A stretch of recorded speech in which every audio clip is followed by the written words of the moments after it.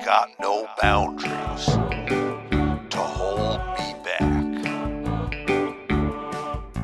Boundaries is what I lack.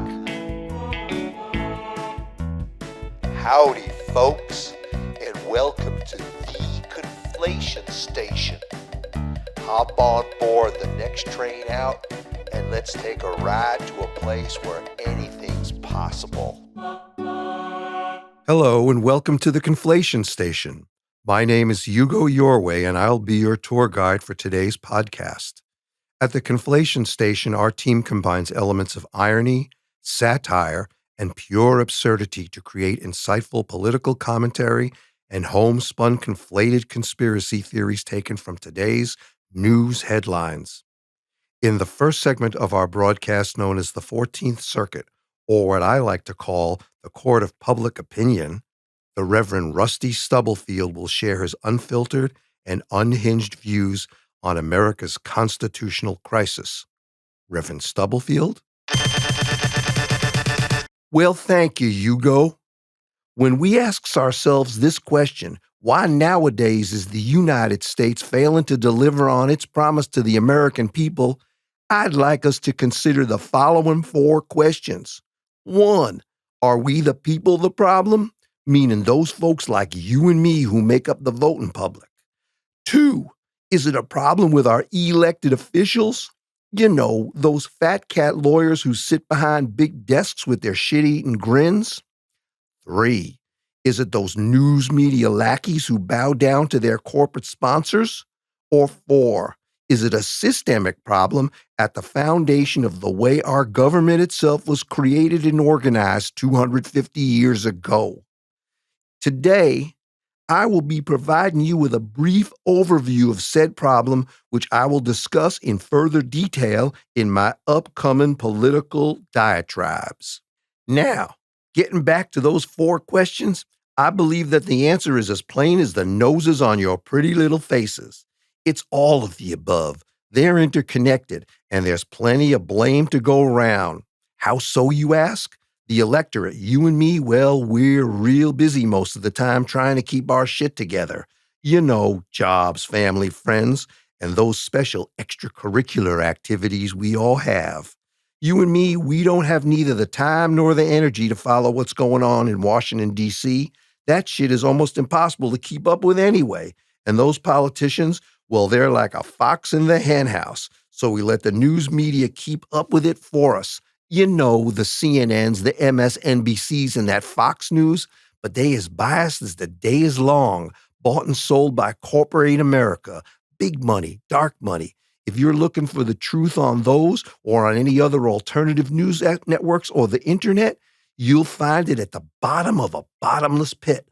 So even if you had the time to kick back in your recliner after your 9 to 5 is done to watch the news, you can't trust what you're hearing worth a damn anyway. Now, it only follows that because we as the voting public only know what we hear from the news media and those deceptive commercial ads we see on TV, we are not prepared to make informed decisions about the people who get to run this country, are we? So what does the election process become? A popularity contest between folks we really don't know and who, once elected, have absolutely no accountability to you or me because they's bought and sold by their generous donors.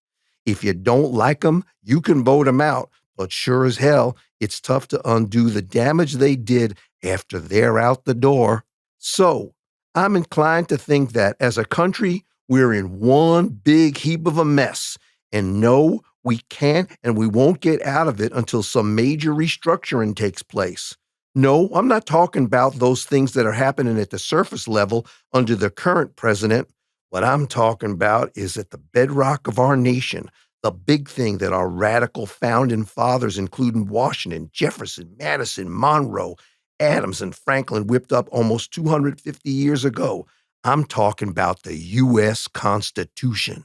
Now, in their time, those founding fathers was a bunch of real smart fellas, but they didn't have no crystal ball. I bet if they was around today, they'd be rethinking some of the shit they put in that there Constitution. But maybe if you and me put our heads together, we can come up with some ideas of our own. Thank you all for listening.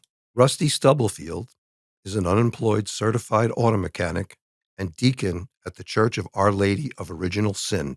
And now it's time for a brief musical interlude performed by the one and only Electric Glove Orchestra.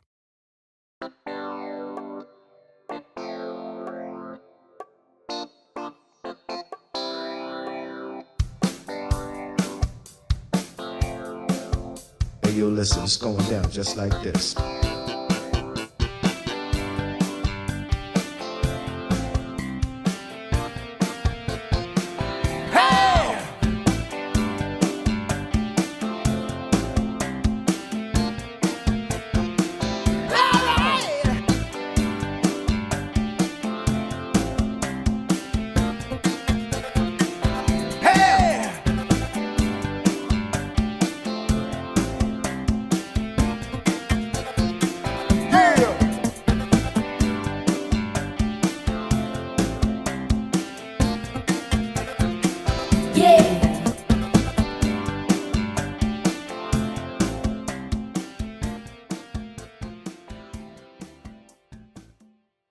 In this segment of our broadcast, we will be sharing various homegrown conspiracy theories that have been developed by our staff of creative writers and novice journalists who believe, first and foremost, at the Conflation Station, anything is possible.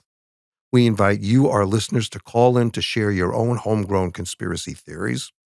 You can share them by emailing them to bearberrypathmusic, one word, bearberrypathmusic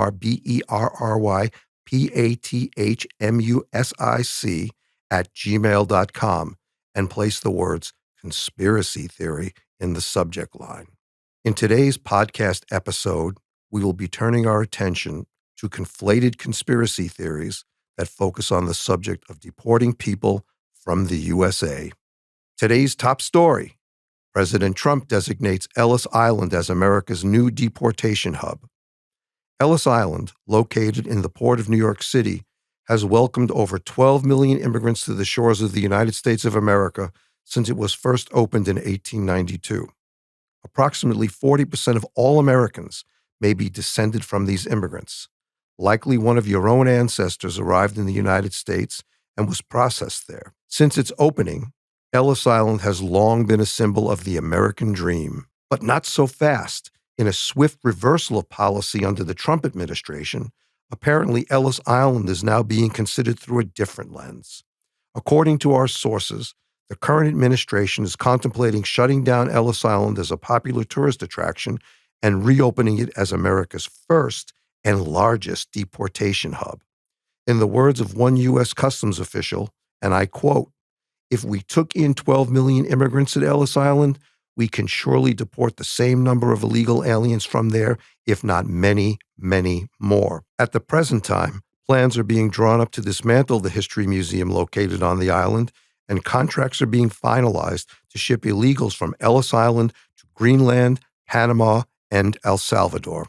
Next, we have just learned that a federal judge from the 14th Circuit, the Honorable Julius J. Griffin, blocked President Trump from deporting a dentist who allegedly was caught impersonating the Invisible Man during an office visit by Robert F. Kennedy Jr. According to sources close to Kennedy, while RFK was having a root canal, his dentist put on a mask and magnifying glasses that gave him a striking resemblance to the Invisible Man. Kennedy immediately contacted Secretary of Homeland Security Kristi Noem, and she immediately deployed DHS agents to secure the dentist's capture.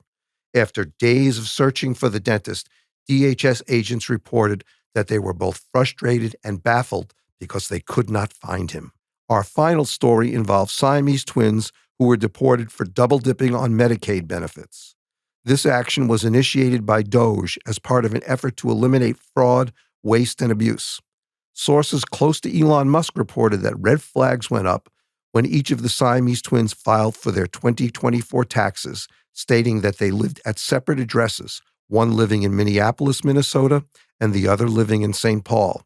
A spokesperson for the Siamese twins indicated that in their fee agreement for legal counsel in this matter, they are paying for legal services as one client, not two. The pair is in federal custody awaiting deportation to Thailand.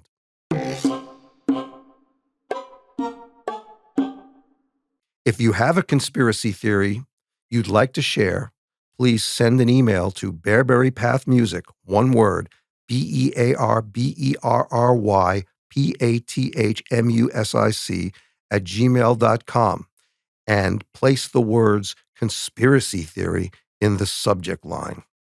Well, we've reached our destination. We'll be back next week to pick you up for yet another journey to and from the Conflation Station.